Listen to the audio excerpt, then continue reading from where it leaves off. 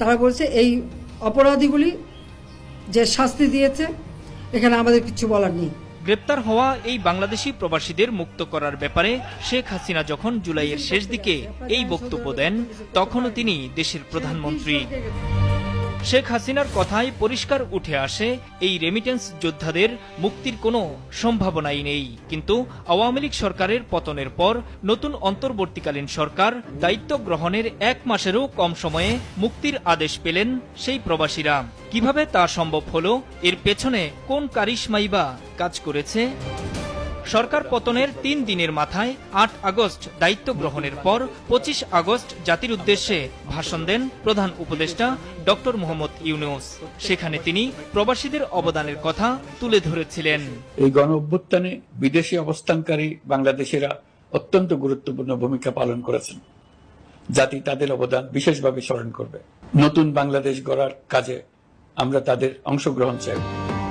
এরপর গত 3 সেপ্টেম্বর প্রবাসীদের সাজা মওকুফের পেছনে কারিশমা আসলে ডক্টর ইউনূস, যিনি বিশ্বব্যাপী সম্মান আর শ্রদ্ধার জায়গায় নিজেকে নিয়ে গেছেন। কেবল ডক্টর ইউনূসের প্রতি সম্মান দেখিয়েই চরম এই বিপদ থেকে প্রবাসীদের মুক্তি দিয়েছে দেশটি।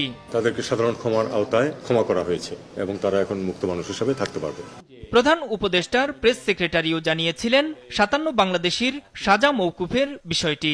মাননীয় প্রধান উপদেষ্টা ইউএই প্রেসিডেন্টকে অনুরোধ করেছিলেন তাদেরকে যেন ক্ষমা করে দেওয়া হয়, তো উনি ওনার কথাটা রেখেছেন।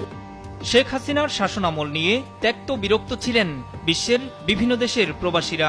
সবশেষ ছাত্র জনতার ওপর গণহত্যা চালানোর প্রতিবাদে তারা রেমিটেন্স পাঠানো বন্ধের ঘোষণা দিয়েছিলেন।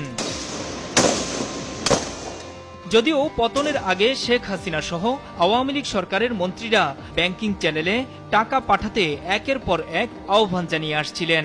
হুন্ডিতে টাকা না পাঠিয়ে হাতে হাতে দেবেন, হাতে হাতে খরচ শেষ।